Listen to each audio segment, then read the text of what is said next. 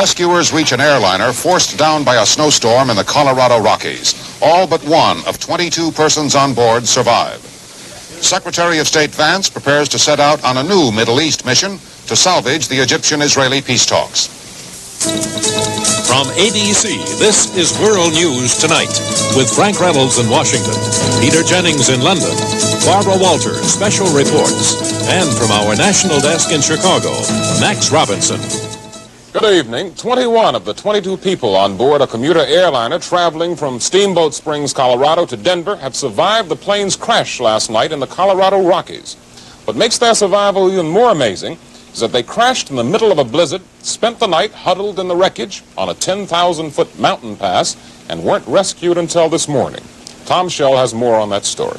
Heavy icing conditions forced the twin-engine Otter down in Buffalo Pass, 10,500 feet up in the Rocky Mountains. When rescuers arrived 10 hours later, snow had already covered the wreckage. Somebody take this needle and dispose of it carefully so we don't step on it and hurt ourselves. Okay, now I need tape. It'll be on the top. Can you tape this in? Top compartment should be right on top. It'll be a blue handle. Now careful, this is not going to... Yeah, that's fine. Wide open. This is not... Teams of doctors and emergency medical technicians worked several hours taking the 15 injured survivors from the plane.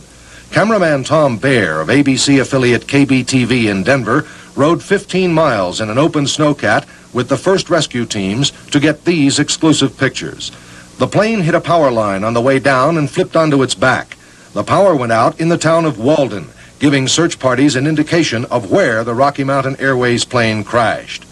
When the rescuers reached the crash site, 6 of the 22 passengers were walking around, but others were seriously injured. They were treated for shock and hypothermia caused by the bitter cold weather. Rescue teams had great difficulty removing the injured from the wreckage. Teams spent all day moving the injured down the mountain to hospitals in Steamboat Springs and Kremling, Colorado, each hospital about 45 miles from the crash site. Tom Shell, ABC News, Denver.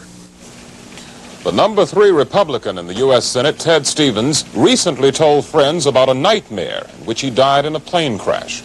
Last night, Stevens' charter jet flipped over and crashed at Anchorage International Airport. 5 people were killed, including Stevens' wife, Ann.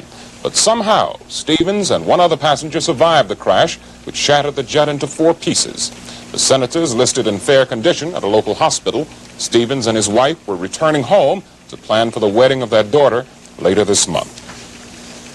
Frank will have more news in a moment.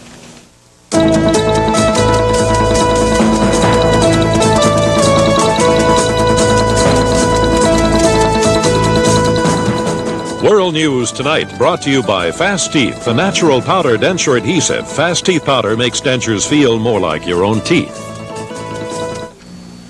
Why did Grace Jewell stop using her cream denture adhesive? Oozed out around the sides of my dentures. We asked her to try the natural powder adhesive, Fast Teeth powder. It sprays on a smooth, even layer. So I have no problem with any oozing at all over the edge. My dentures now feel like they're a natural part of my mouth. It's that ease, that feeling of being able to do what you want to do without being embarrassed. Fast Teeth powder makes dentures feel more like your own teeth. Like they're a natural part of your mouth now. All microwave ovens were meant to cook one food at a time, until Litton introduced the Meal-in-One microwave. The first microwave oven to cook 1, 2, 3 foods, even a complete meal all at once. And it has a solid-state memory so you